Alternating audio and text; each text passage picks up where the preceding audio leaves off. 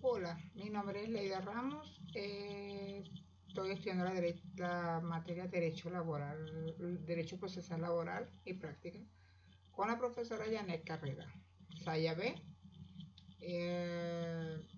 2018B. Hoy les voy a hablar sobre la organización y funcionamiento de las instituciones administrativas del trabajo y la situación práctica del derecho colectivo del trabajo.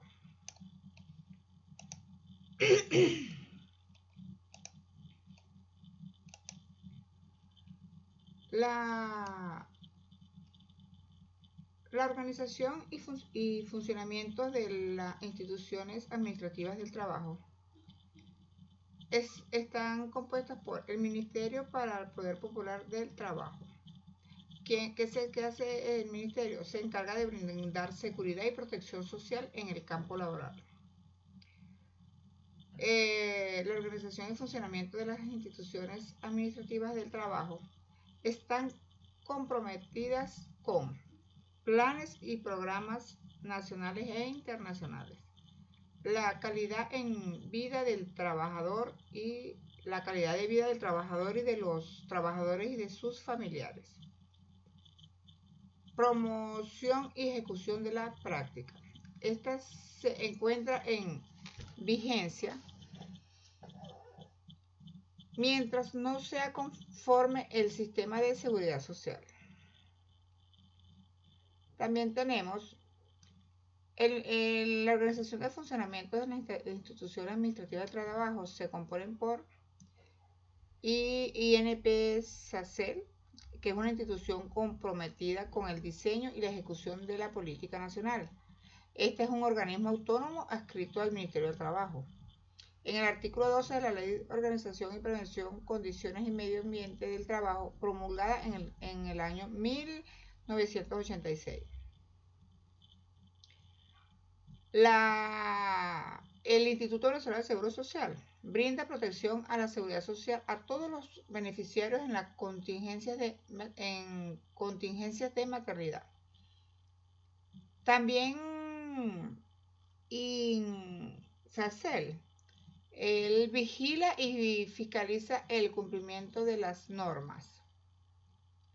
Presta asistencia técnica a empleados y trabajadores, sustanciar informes técnicos.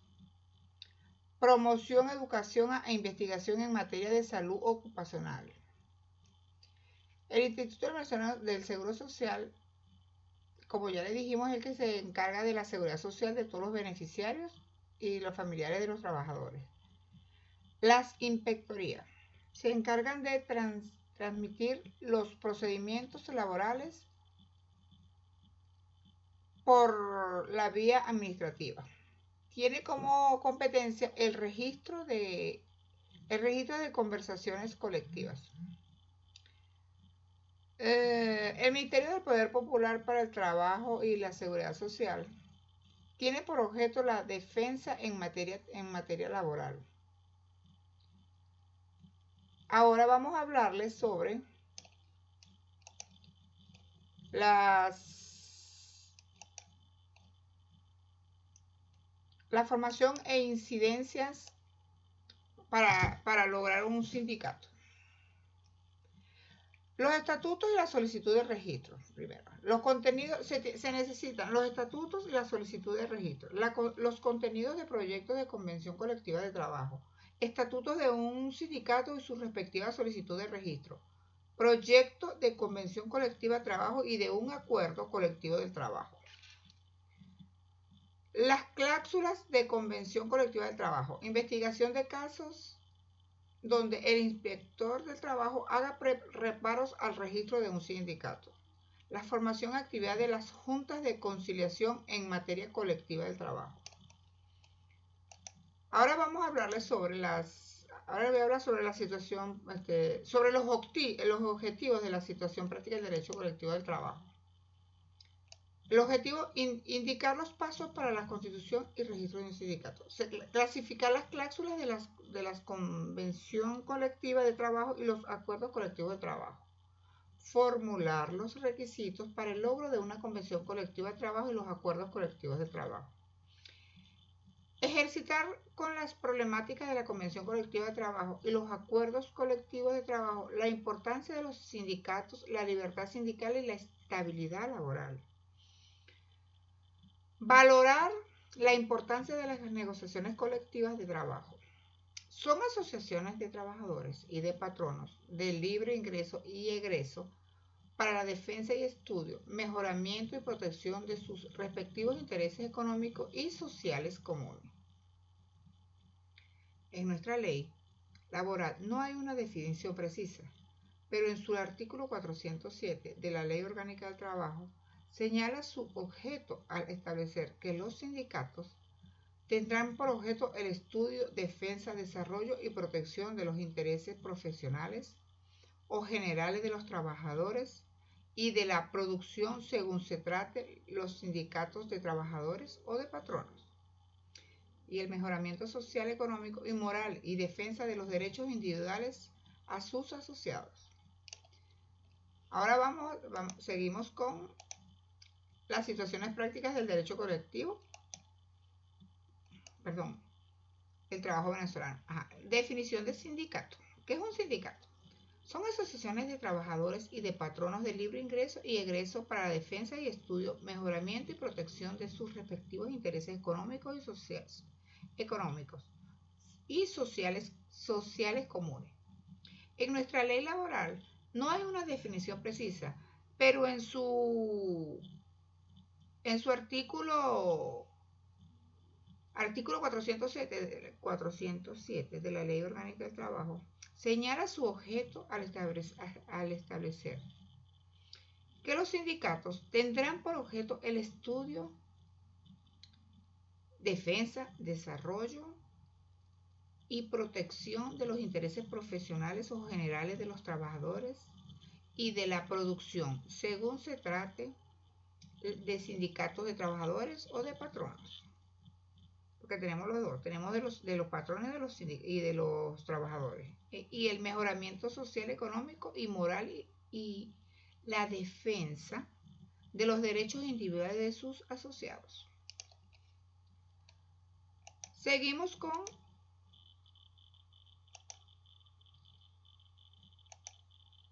el sindicato. Aquí decimos que las asociaciones de trabajadores y de patronos. Las asociaciones de trabajadores y patronos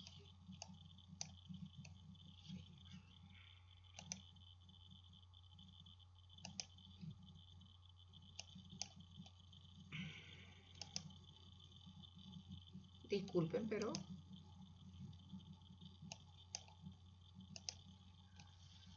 la definición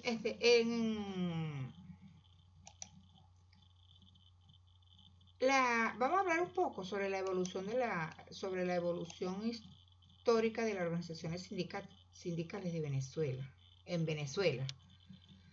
Remontada a la historia, es una eficaz manera de comprender cada uno de los propósitos que la sociedad ha tenido y ha estado estudiando el nacimiento y desarrollo, crisis y auges del movimiento sindical venezolano. Como pocas instituciones, cambios sociales que han tenido nuestro país, eso se refleja como pocas instituciones, los grandes cambios sociales que ha tenido nuestro país, que son muchos. Podemos citar que en este caso en concreto, nuestros movimientos sindicales ha pasado por dos grandes etapas. La primera etapa sería la etapa fundacional, la cual comenzó en la década de los 30, con un movimiento de obreros en 1936, tras la muerte de Juan Vicente Gómez, y la aparición de la democracia, aquellas formas asociativas y gremiales que lograron sobrevivir en medio de la persecución de la dictadura vivida en nuestro país. Se reúnen en un primer Congreso de Trabajadores de Venezuela. También vienen a formar parte de todo este proceso de huelgas petroleras de 1938. Posteriormente, al salir el mandato el mando de Medina Angarita en 1945, la participación de los trabajadores, de los sindicatos, perdón, empezaron a ser manifiestas en ese entonces. De hecho, se hablaba de sindicatos blancos, rojos y negros, en alusión a los colores electorales de algunas agrupaciones políticas. Sin embargo, cuando Pérez Jiménez toma el poder, dicta un decreto que disuelve el Congreso de Trabajadores de Venezuela y sus federaciones. Aparece desde el poder persecuciones de diversas índoles, tortura, exilio, clandestinidad, se convierten en sinónimos en un constante movimiento sindical. Solo las organizaciones más fuertes sobreviven, entre ellas algunos sindicatos nacidos bajo los auspicios de la Fraternal Unión de Dirigentes de Acción Social Católica y del Círculo de Obreros de Caracas, promovidos por el padre Manuel Aguirre Ellourriaga. La formación del Comité Obrero de la Junta Patriótica, quien jugó un importante papel la convocatoria a la huelga de 3 días, hecho que culminó con la caída de Marcos Pérez Jiménez, momento en el cual podemos situar la segunda etapa. Volvemos a la democracia de positiva para unos, negativa para otros.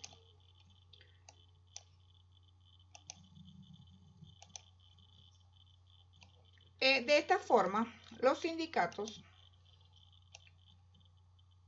comienzan a perder credibilidad y en la misma proporción a ganar el rechazo de la opinión pública nacional. Esta segunda etapa, la cual llega hasta mediados de los años 80, es considerada el momento estelar del sindicato de Venezuela. Bueno, resumiendo un poco, es justo reconocer también que el sindicalismo en ese periodo consiguió ciertos logros importantes, como la creación e institucionalización de las formaciones profesionales de los trabajadores mediante el Instituto Nacional Cooperacional Educativa, INSE, la Ley de Representación Laboral en la Empresa del Estado, la reforma de la Ley del Seguro Social y la Ley contra Despidos Injustificados, entre otros. De esta manera, al frente de la actividad potencialmente perturbadora, espontánea de las bases obreras y mantener la disciplina en el trabajo, lo que se conoce como la paz laboral. Ahora vamos a hablarles un poco.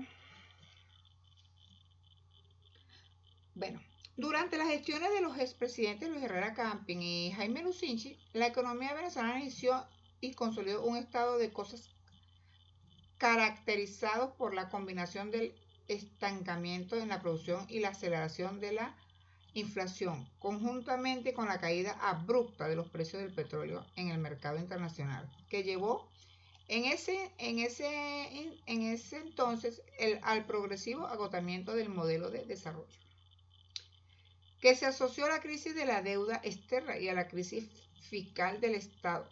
Impactó de manera traumática la estructura y el modelo de funcionamiento del mercado de trabajo, lo que dio como resultado una erupción apreciable de las bases de sustentación laboral del movimiento sindical y coadyuvó a la rápida obsolescencia de los principales instrumentos y prácticas de gestión en los sindicatos. Todo este cuadro negativo para el sindicalismo tradicional, que venía agravándose año a año, se profundiza a raíz de la aplicación en Venezuela por el expresidente Carlos Andrés Pérez en 1983 del gran viaje de la economía. El gran viraje de la economía, con el advenimiento al poder del comandante Hugo Chávez Frías. Ahora seguimos con la organización sindical en Venezuela. La organización sindical en Venezuela, la Ley de Trabajo en su artículo 400 establece el derecho de asociación sindical. Tanto los trabajadores como los patrones tienen el derecho de asociarse libremente en sindicatos y estos a su vez el de constituir federaciones y confederaciones. La ley del trabajo en el artículo 401 establece: nadie podrá ser obligado ni constreñido directa o indirectamente a formar parte o no de un sindicato. Los sindicatos tienen derecho a redactar sus propios estatutos y reglamentos y a elegir libremente a los integrantes de su junta directiva, a programar y organizar su administración y a establecer pautas para realizar la acción sindical. Los estatutos de los sindicatos determinarán el ámbito local, regional o nacional de sus actividades. En Venezuela, los que tienen derecho a sindicalización son los trabajadores del sector privado y de las empresas del Estado, cualquiera sea su naturaleza jurídica, que cumple con los requisitos que establece la ley y los respectivos estatutos del derecho que están garantizados en la Constitución.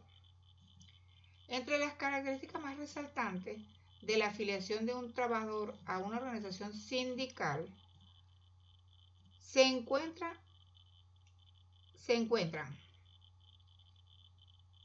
es única en función de un mismo empleo, es personal y por lo tanto no puede transferirse ni delegarse, es voluntario. Nadie puede ser obligado a afiliarse a una organización sindical para desempeñar un empleo o desarrollar una actividad. Tampoco podrá impedirse su desafiliación. Ningún trabajador puede pertenecer simultáneamente a más de un sindicato.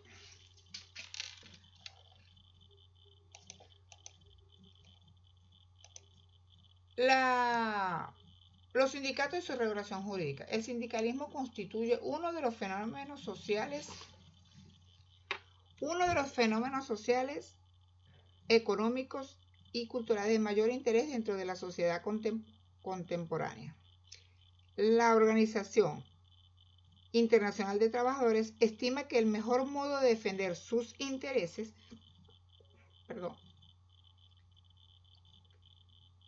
consiste en agruparse.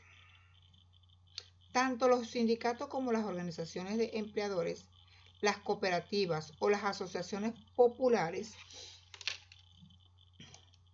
han reivindicado siempre el derecho a actuar, negociar o nombrar sus miembros.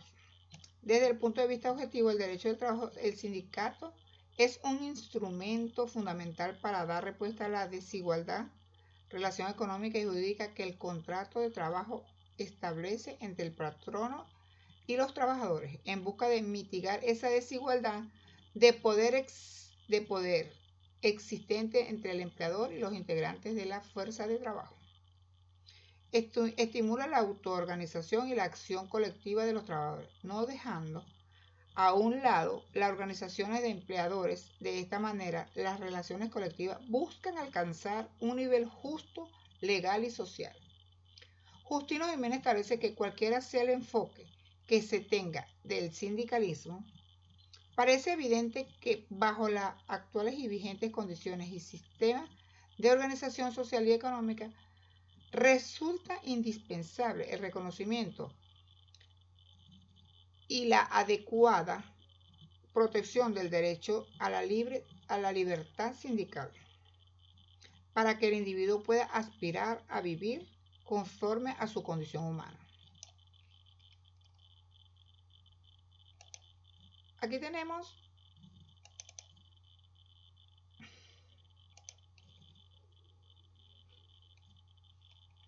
en contradicción